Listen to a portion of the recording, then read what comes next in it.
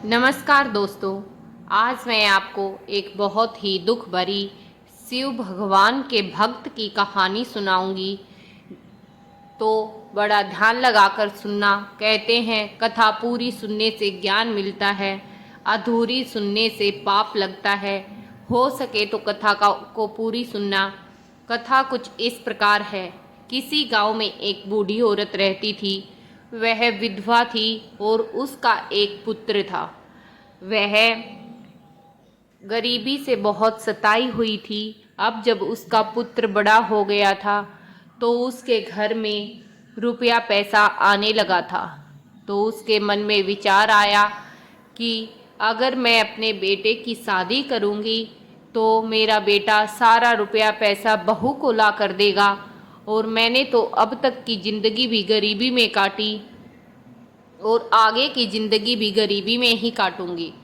तो उसने फैसला लिया कि मैं अपने बेटे की शादी कभी भी नहीं करूंगी। वो जब तक कुंवारा रहेगा तब तक पैसा रुपया लाकर मुझे देगा और उसके पैसे से मैं ऐश करूंगी। मैंने बहुत दुख देखे हैं, अब आगे मैं एक दुख न देखूंगी। अब बेटा बड़ा हो गया था, बाहर दूसरे शहर में नौकरी के लिए जाता था, रुपया पैसा कमा कर लाकर माँ को देता था। वह भी अपनी माँ की इस बात को अच्छी तरह जानता था कि उसकी माँ उसकी शादी नहीं करना चाहती है, लेकिन होता वही है जो भगवान को मंजूर होता है। आस पड़ोस रिश्तेदारियों के कहने से, गांव वालों के कहने से बूढ़ी औरत को मजबूरन अपने बेटे की शादी करनी पड़ी। सब कहते कि बेटा बड़ा हो गया, रुपया पैसा कमाने लगा है, अब तो इसकी शादी कर दीजिए। हुआ वही जो भगवान को मंजूर था। बुढ़िया ने अपने बेटे की शादी कर दी। अब उसने शादी कर दी, उसको बड़ा दुख था। सोच रही थी एक पेट और बढ़ गया, इसका भी खर्च बढ़ गया, लेकिन अब चाहे जो हो जाए मैं इस कलमोही को बच्चे पैदा न करने दूंगी।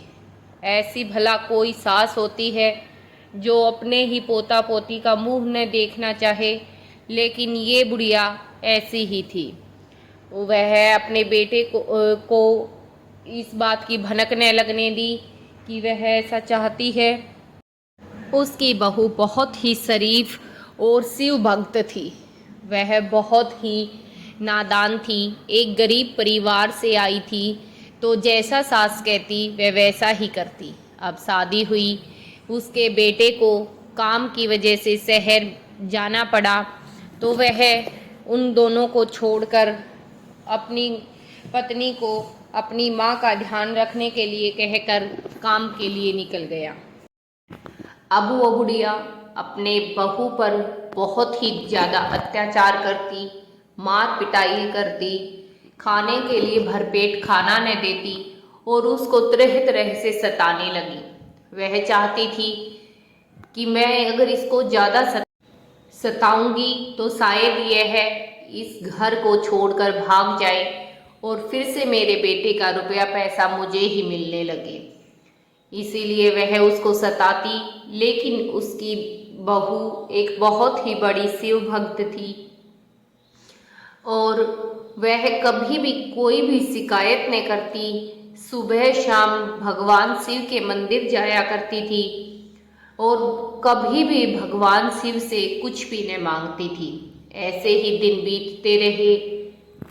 उसका पति भी कभी कभी घर आता, वापस चला जाता, तो अब बुढ़िया को और भी चिंता सताने लगी कि कहीं मेरी बहू गर्भ से न हो जाए।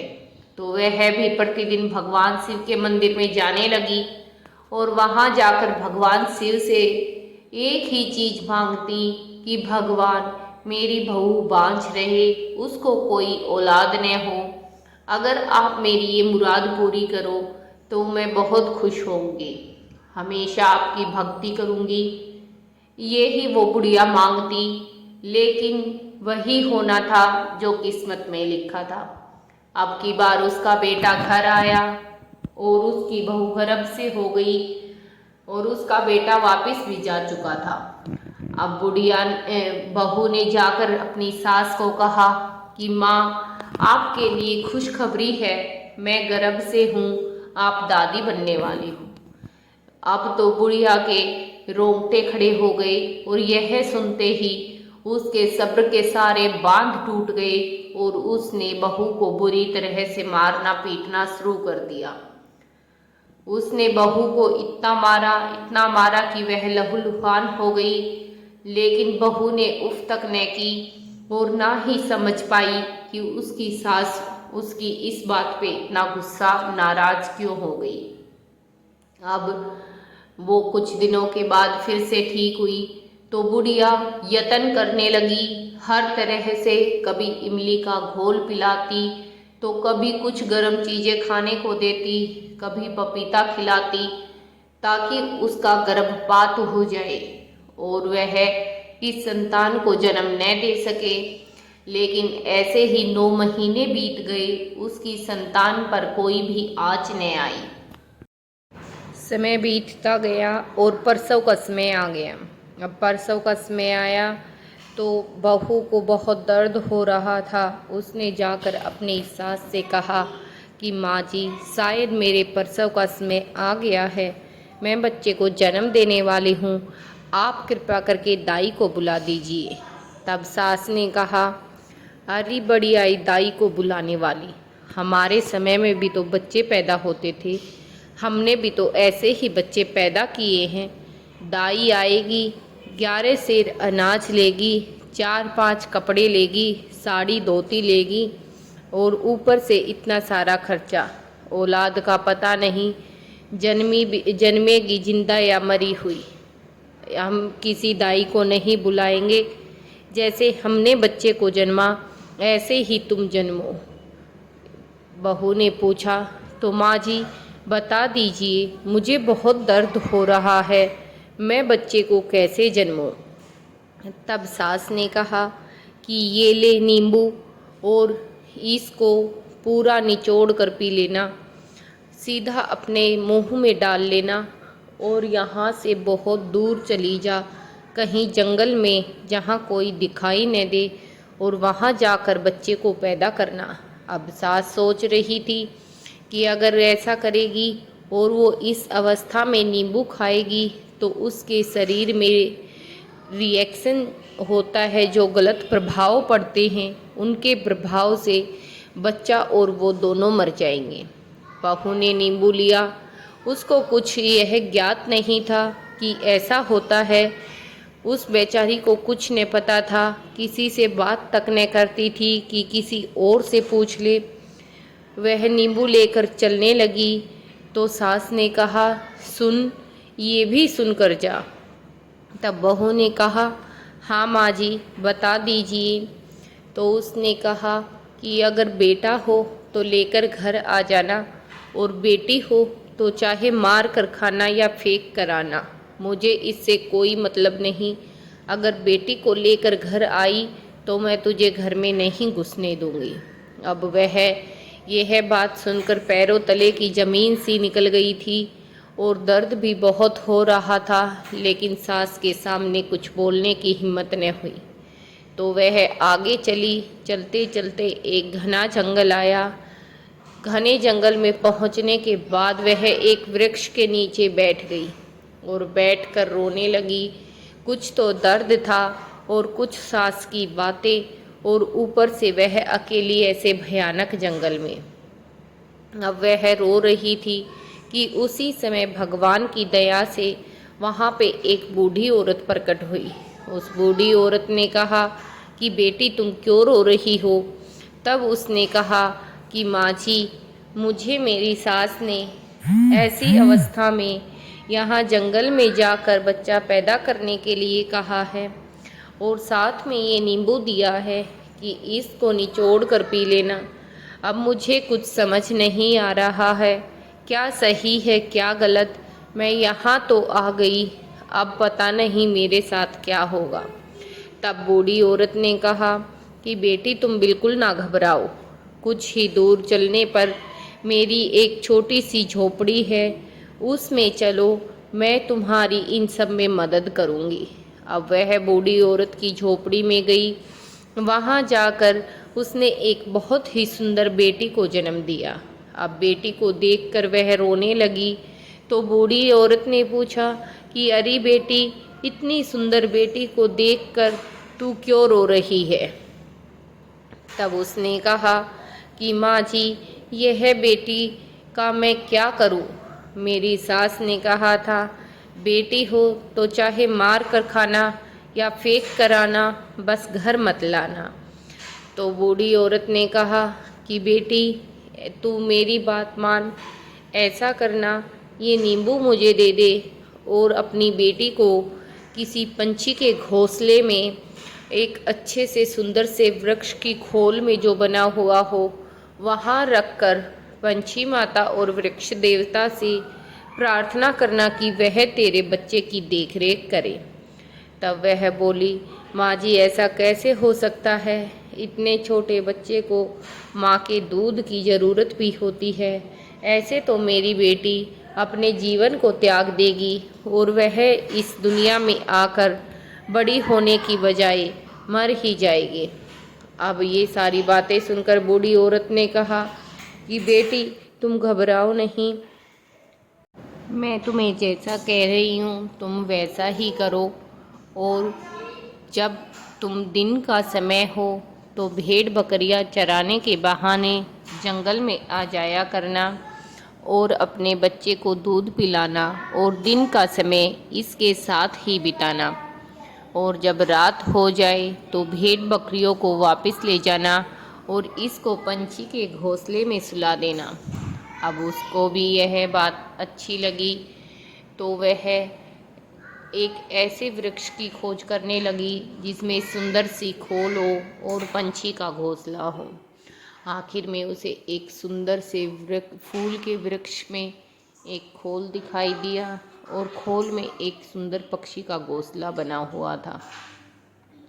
अब पक्षी के घोंसले को देखकर वह खुश हुई और उसने उसमें अपनी बेटी को रखा और वृक्ष देवता और पंछी माता से अपने बच्चे की रक्षा के लिए कहा। और यह कहकर वह घर को गई। अब घर जब हो गई तो सास ने पूछा, अरे बच्चा कहाँ है? तो उसने कहा, माँ जी, बेटी हुई थी, मैंने उसे फेंक दिया। अब तो सास चिल्लाने लगी कि अरे ये तो डायन है, अपनी ही कोख से जन्मे बच्चे को मार कर खा गई है। वह यह बात सारे गांव में कहती फिरती, लेकिन वह इतनी शरीफ थी कि किसी ने भी बूढ़ी औरत की बात पर विश्वास न किया और ना ही उनसे कोई भी उसको हानि पहुंचाई। आखिर में बूढ़ी औरत थक हार कर बैठ गई। कुछ समय के बाद उसका पति आया। आकर अपनी बहू का खाली पेट देखा तो पूछा कि बच्चा क्या हुआ? तब माँ ने कहा कि बेटा, तेरी बहू डायन है, अपनी ही कोख से बच्चे को जन्म कर मार कर खा गई। यह बात उसके पति को ठीक न लगी। उसने अपनी पत्नी से पूछा तो उसने कहा कि नहीं, यह बात सच नहीं है, समय आने पर मैं आपको बता दूंगी। इस पर उसका पति चुप रहा, वह कुछ न बोला। ऐसे ही कुछ दिन बीतते रहे। 1 वर्ष का समय और बीत जाने पर वह शिव भक्त फिर से गर्भ अवस्था में आ गई। अब उसने अपनी सास को बताया। सास ने उसे फिर भद्दे शब्द बोले, मार पिटाई की, भर पेट खाना न दिया और अपने हर तरह के यत्न किए कि उसका बच्चा खराब हो जाए। लेकिन वह शिव भक्त होने के कारण उसके बच्चे पर कोई भी आँच न आई। अब वह ऐसे ही 9 महीने बीत चुके थे और वह प्रसव अवस्था में आ गई। अब प्रसव अवस्था में आने पर उसने उसी प्रकार सास से दाई बुलाने को कहा। सास ने वही बातें कही और जीरा देकर उसको कहा कि जंगल में जा, ये जीरा खा लेना और अपने बच्चे को जन्म देना। बेटी हो तो फेंकना या खाना और बेटा हो तो घर लेके आना। यह बात सुनकर वह उसकी बहू रोती बिलखती जंगल की ओर चल पड़ी। अब जब वह जंगल में पहुंची तो उसी वृक्ष के नीचे आकर बैठ गई। फिर वही बूढ़ी औरत वहां पर प्रकट हुई। उसने पूछा कि बेटी तू फिर से आई है? तो उसने रोते हुए कहा कि माता, मुझे तो नहीं पता कि मेरे भाग्य में क्या लिखा है, लेकिन मेरे साथ तो वही अवस्था फिर से हुई है। मैं फिर से प्रसव अवस्था में हूँ, बच्चे को जन्म देने वाली हूँ और मुझे किसी का सहारा नहीं है। तब बूढ़ी औरत ने कहा कि बेटी ला जीरा मुझे दे दे और तू मेरी झोपड़ी में चल, वहाँ पर मैं तुम्हारी मदद करूँगी, तुम्हें सहारा दूँगी। अब वो झोपड़ी में गई। झोपड़ी में जाने के बाद फिर से वही उसने एक सुंदर लड़की को जन्म दिया। लड़की को देखकर वह रोई तो उसने कहा कि माँ माँ जी, अब मैं इस लड़की का क्या करूँ? तब उसने कहा कि बेटी तू इसको भी ऐसे ही पिछली बार की तरह पंछी के घोंसले में रख दे और भगवान पर विश्वास रख और अपने घर चली जा। उसने इसे बूढ़ी औरत की बात मानी और अपने घर को लौट आई। घर को लौट आने पर सास ने पूछा कि बच्चा कहाँ है? तो उसने बताया, माँ जी बेटी हुई थी, वहीं जंगल में फेंक कर आई हूँ। तब तो बूढ़ी औरत और भी खुश हुई और फिर से गांव-गांव गई और कहा कि देखो मेरी बहू को जो औलाद हुई थी उसने उसे ही मार कर खा लिया। अब गांव वाले कहते कि अरे बूढ़ी, तू पागल तो नहीं हो गई है? ऐसी भी भला कोई माँ होती है जो अपने ही बच्चे को जन्मे और उसको मार कर खा जाए? तुम्हारी इस बात पर तो कोई भी यकीन न करेगा। तो बूढ़ी औरत आखिर में छटपटा कर बैठ गई। उसने सोचा कि ऐसे तो गांव वाले मेरी बात को नहीं मानेंगे, अब की बार मेरा बेटा आएगा तो मैं इसको बताऊंगी। अब की बार मैं अपने बेटे से इसको घर से बाहर निकलवा दूंगी।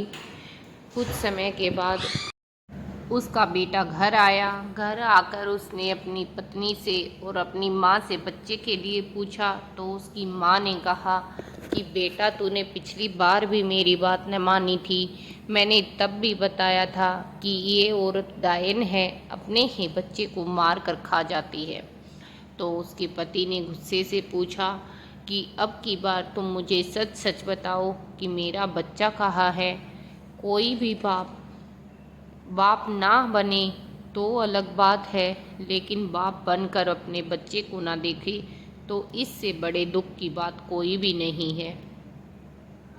क्या तुम ये जो मेरी माँ कह रही है वो सच है या झूठ है? मुझे साफ साफ बताओ। तब उसने कहा कि ये बिल्कुल भी सच नहीं है कि मैं तुम्हारे बच्चे को मार कर खा जाती हूँ, पर मुझे थोड़ा सा समय चाहिए, फिर मैं आपको सब बातें सच सच बता दूंगी। ये बात सुनकर उसका पति फिर से चुप हो गया, क्योंकि वह जानता था कि उसकी पत्नी तो वैसे भी शिव भक्त है और कभी भी झूठ नहीं बोलती, चाहे लाख उसको दुख हो, लेकिन वह मुझे बताती तक नहीं। अब उसने सोचा कि ऐसी अवस्था में मुझे चुप ही रहना चाहिए। ऐसे ही उसने अपने दिल पर पत्थर रख लिया।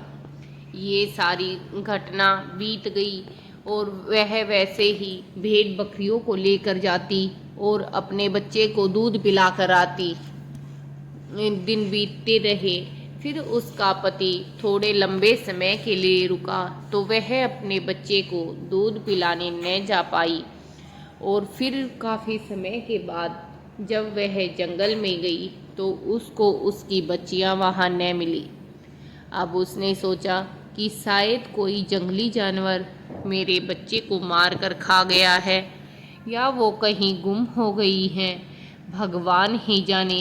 और रोती बिलखती इस दुख को अपने दिल में समाकर वापस अपने घर को आ गई। वह रो तो रही थी, लेकिन रोए भी तो किसके सामने, कोई उसका दुख दर्द समझने वाला भी न था।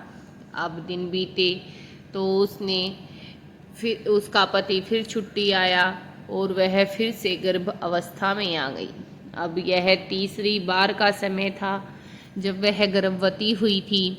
तो सास को तो बहुत ही गुस्सा आ रहा था। कह रही थी, करमजली, जब तेरे कर्म में औलाद नहीं है तो क्यों बार बार इस पाप को कमा रही है। ऐसा कह कहकर उसको बहुत ही उदास कर दिया था। और वह भी सोच रही थी, शायद मेरी सास सही ही कह रही है, मैं तो ऐसे अपने बच्चे को जन्म देकर पाप ही कमा रही हूँ। मेरी पहले दोनों बेटियों को भी जंगली जानवर खा गए। अब इस बार पता नहीं क्या होगा और क्या न होगा। लेकिन समय बीता, 9वां महीना लगा और उसको प्रसव का दर्द शुरू हो गया। उसने फिर अपनी सास को कहा तो सास ने कहा कि दाई तो नहीं आएगी, जैसे 2 बच्चे जन्मे थे वैसे ही जन्म। ये ले इमली, इसको घोल कर पी लेना, और बेटा हो तो लाना, बेटी हो तो फेंक कर ही आना। अब वह फिर से खून का घूंट पी उसी जंगल की तरफ चली और वहाँ जाकर वैसे ही बच्चे को जन्मा और अपनी सारी दुख भरी कथा बूढ़ी माँ को बताई।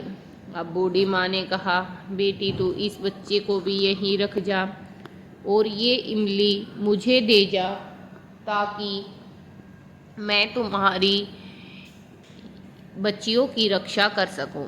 अब उसने इमली बूढ़ी औरत को दे दी और वहाँ जाकर फिर अपने बच्चे को जन्म देकर पंछी के घोंसले में रख कर आ गई। ऐसे और घर आई तो उसने अपनी, अब जो वो बीज हर बार लेकर जाती थी, तो उस बूढ़ी औरत ने नींबू के बीज भी बो दिए थे, जीरे को भी बो दिया था और इमली के बीजों को भी बो दिया था। नींबू के पेड़ काफ़ी बड़े हो गए थे, उन पे नींबू लगने लगे थे, जीरा भी पकने को आया था और अब इमली भी उस बूढ़ी औरत ने लगा दी थी। वह बच्चे को पंछी के घोंसले में पंछी माता को बोलकर और वृक्ष देवता को बोलकर घर आई तो सास ने पूछा कि बच्चा कहाँ है। तो उसने कहा कि माँ जी, मैंने तो बेटी को जन्म दिया, इसलिए फेंक कर आई हूँ। अब बूढ़ी औरत की सब्र के सारे बांध टूट गए। वह चिल्लाने लगी कि तू तो सच में हिदायन है, बच्चे पैदा करके खाने वाली औरत है। ऐसी औरत तो हमने आज तक न देखी। 3 बार बच्चे जन्मे, तीनों बार के बच्चे खुद ही खा गई। अब वह चिल्ला चिल्ला कर गांव वालों को कहने लगी। गांव वाले न माने तो उसने सोचा कि अब की बार मैं इसको नहीं छोड़ूंगी, चाहे जो हो जाए, या तो मरवा दूंगी या घर से निकलवा दूंगी। उसने राजा के यहाँ जाने की सोची और राजा को जाकर कहा कि राजा, मेरी बहू डायन है, 3 बार बच्चे जन्मे, तीनों बार मार कर खा गई। उसको या तो फांसी की सजा दो या बीच चौराहे पे गड़वा दो। अब राजा ने उसकी बहू को बुलाया, उससे बात की तो वह कुछ न बोली। राजा ने कहा, या तो कुछ बोल, नहीं तो तुझे हम बीच चौराहे पर फांसी पर लटका देंगे। अब वह बहुत दुखी थी तो उसने सोचा, ऐसी जिंदगी से अच्छा तो मर जाना ही भला है, क्यों ना मैं चुप रहूं और मर ही जाऊं।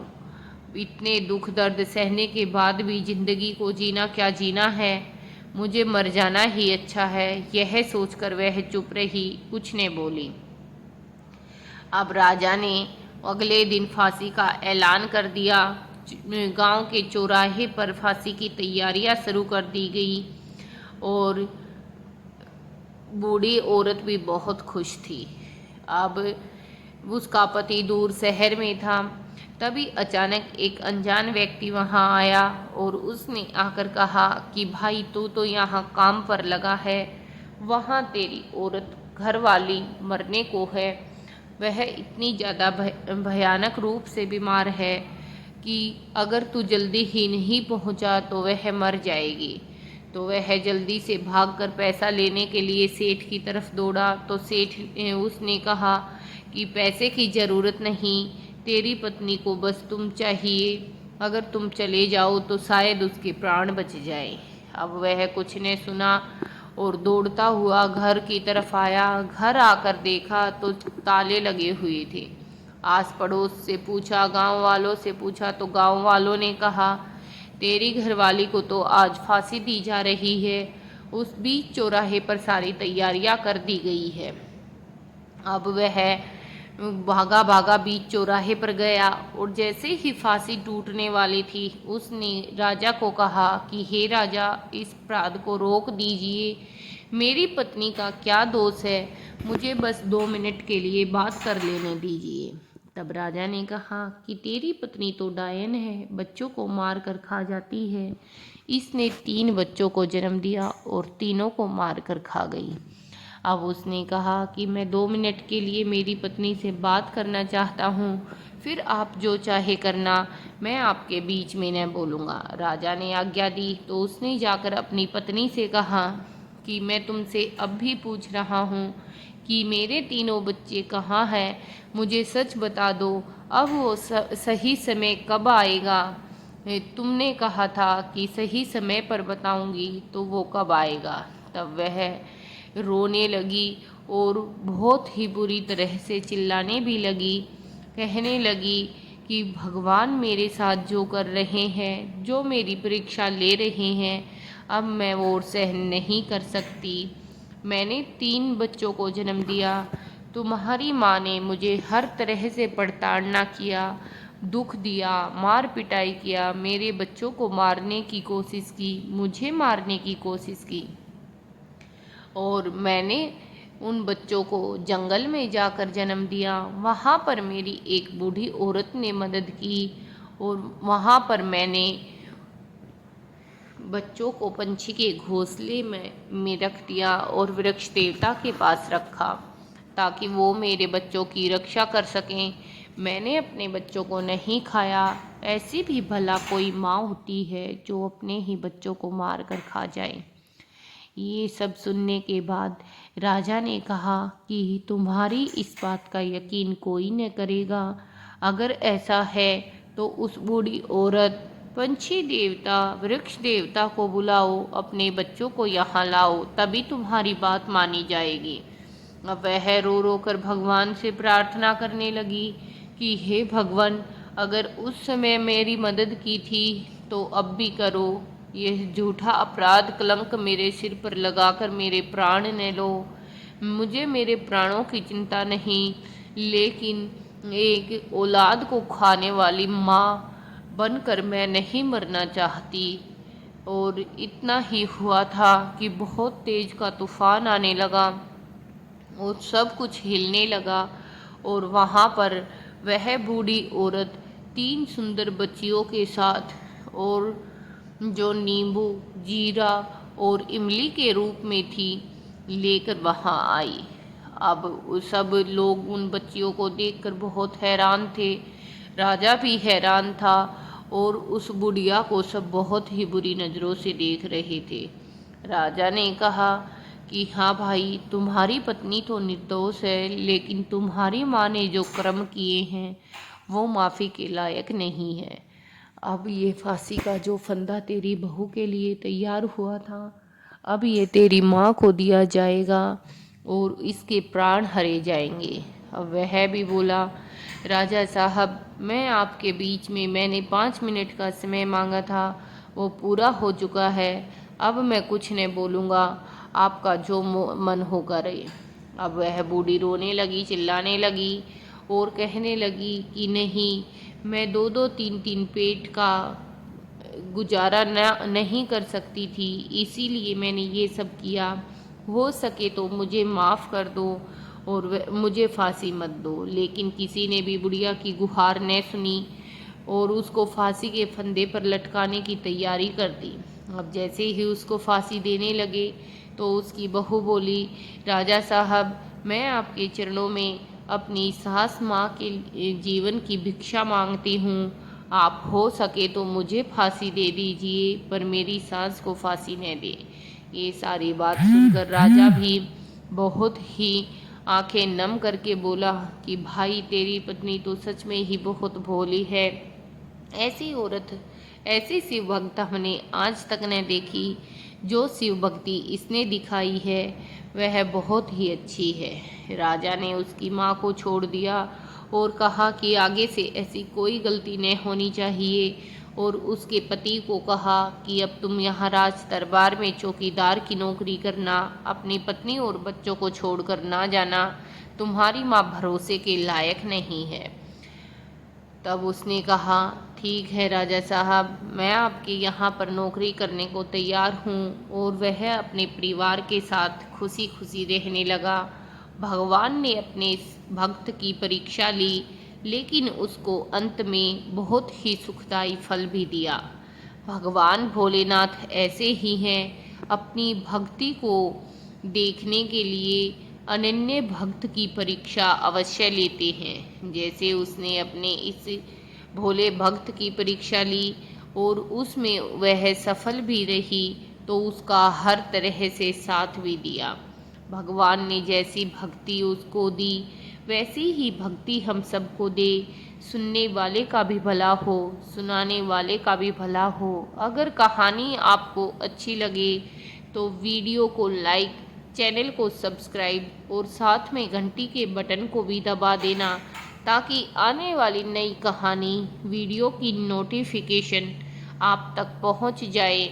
और उम्मीद करती हूँ कि आप मेरी इस वीडियो को ज़्यादा से ज़्यादा शेयर करेंगे, ताकि एक शिव भक्त की भक्ति पूरे जग में फैल सके।